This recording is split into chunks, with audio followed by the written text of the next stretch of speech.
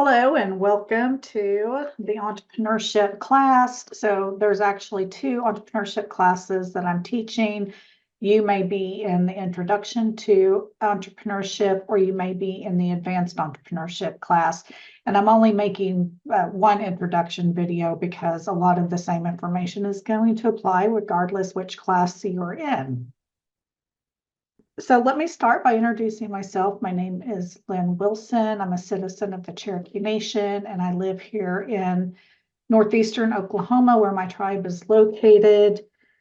I have been teaching entrepreneurship for a very long time, and in fact, that's what my entire job revolves around. So my actual day job, I work for an organization called Indian Dispute Resolution Services, but I manage their small business program. So I work with a lot of, what we do is we try to work directly with tribes to schedule training and technical assistance to assist their tribal members who are interested in starting a small business or already have a small business and need some, kind of business counseling or other assistance.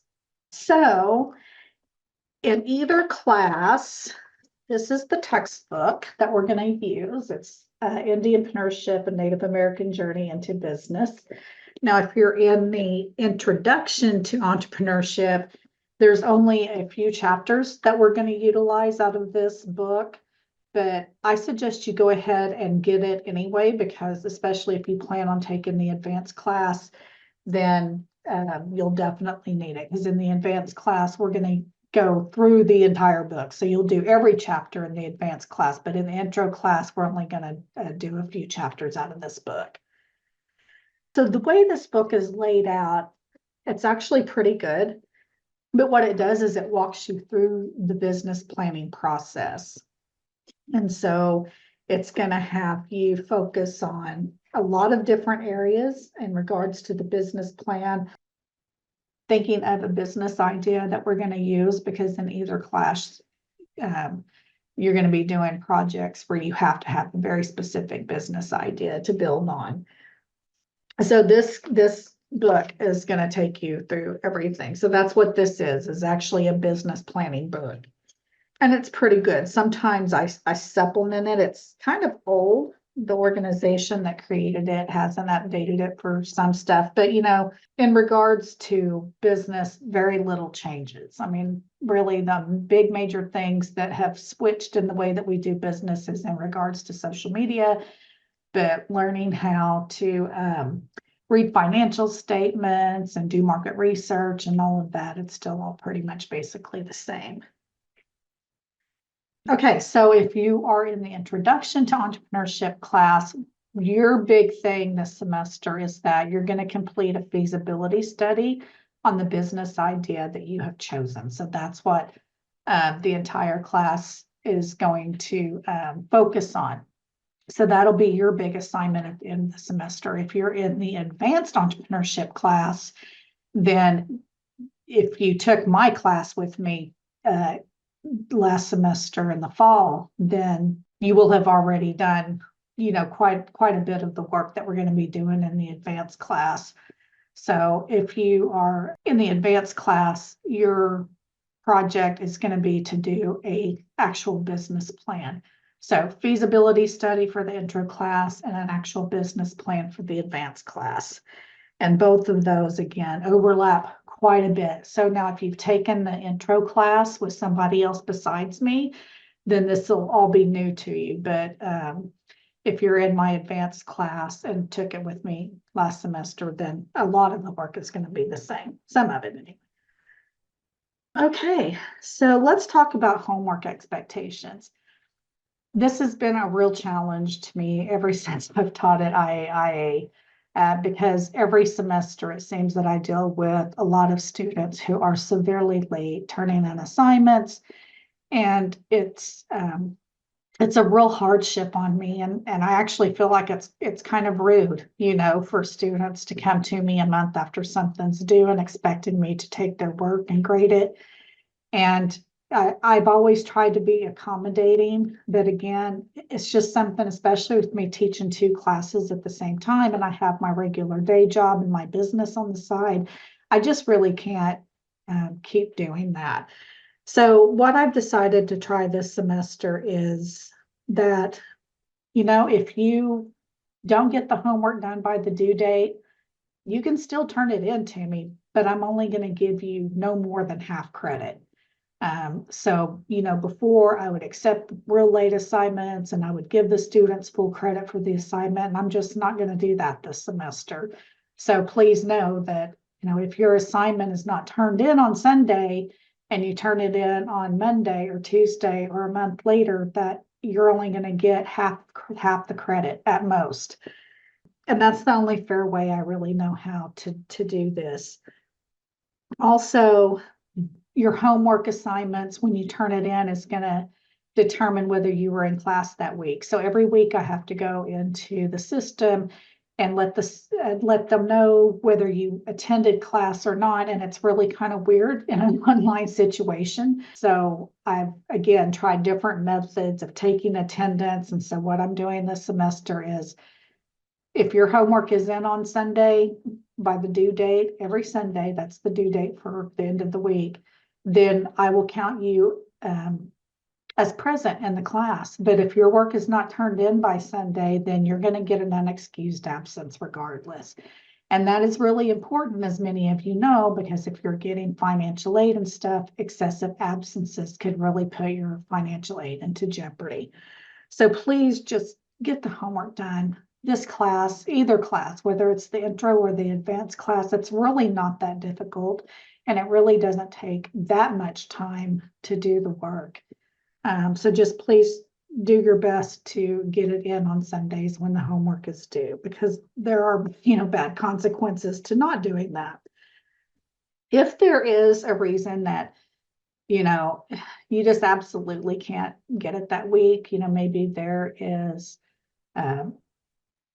some community obligations, maybe you have ceremony or something going on within your tribe that you are not going to be present for school for that week. Or if you play, any kind of sports, or, perhaps you're sick. And hey, I went through graduate school as a working mother, so I understand, that kids get sick and everything. If you will just communicate with me ahead of time, not after the fact.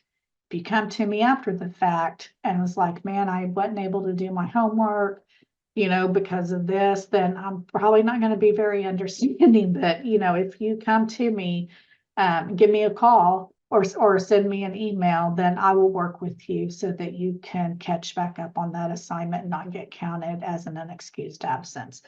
Which, by the way, so you'll notice in the syllabus, my cell phone number is in there, but if you want to grab a pen and paper, write it down so you can plug it into your phone contacts right now. My phone number is 918-978-7622. Again, 918-978-7622. So I would just go ahead and plug that into your contacts. And I'll be honest, I would really appreciate it if everyone would send me a text message so that I have your phone number too, because there's times where, I need to reach out to you, and some students are not really that great at checking their email. So if I have your cell phone number, I can send you a text or something. I promise I'm not one of those people that's going to be constantly bugging you or anything.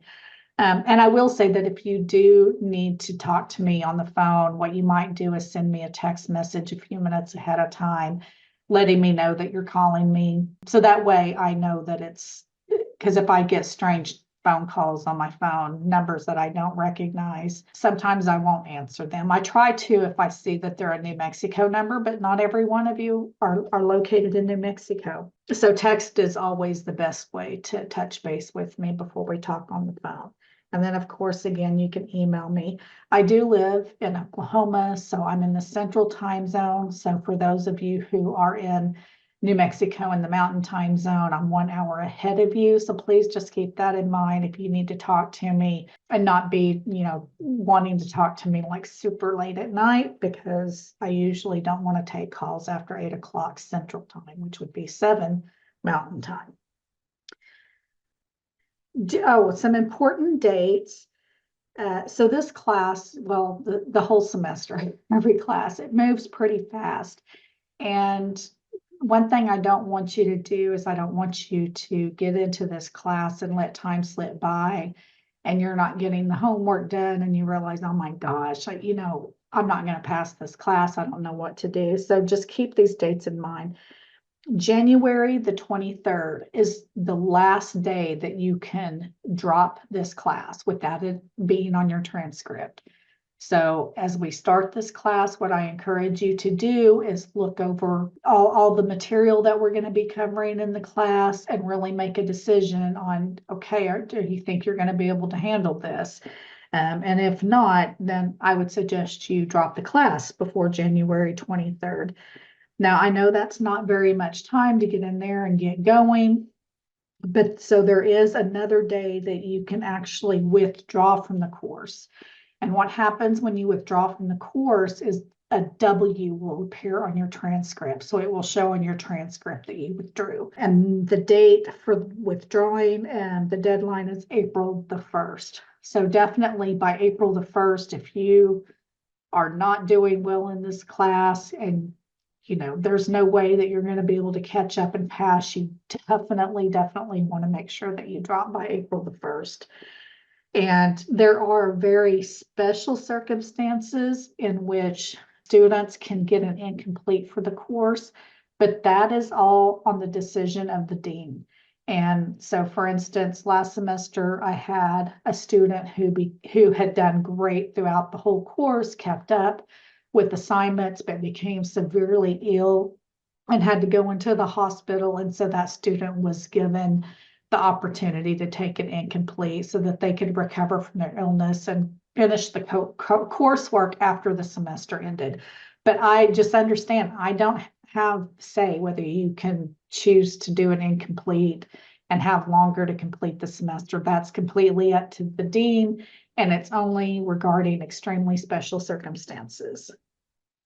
Okay, so now what I want to do is I actually want to log into the course and show you what I consider the best way for you to view what's going to be going on in the course, because I don't know as a student where you like to go to. I think a lot of students usually just click on their assignments page and that's all they really pay attention to. So I just want to go into the course and kind of show you here. Okay, so you should be seeing, of course, I'm logged into, here we'll go to student view. I'm actually in the advanced course right now, but this will again apply to everyone. So the best way to look at what's going on in the course to me is to go over to the module section. So you can see very clearly week by week what assignments are due and any additional material that applies that week. So it may be a lecture video for me, it may be some additional reading materials. So just make sure when you get into the class, I suggest you just look at the module section and this will outline everything. And what I'm going to attempt to do, as long as I get told by my department head otherwise, is I'm going to go ahead and leave the course totally open for the entire semester. So that way you can see the whole entire course laid out and what we're going to be working on.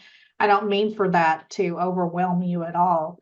And so I know a lot of times instructors or professors will make available for you to view only what's going on that week.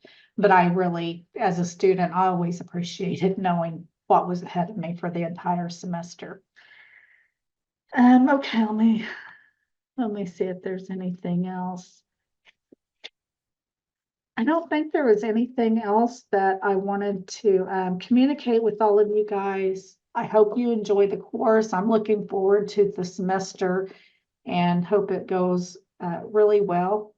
Again, I have an open door policy, so you guys are welcome to call me or send me a text or email anytime.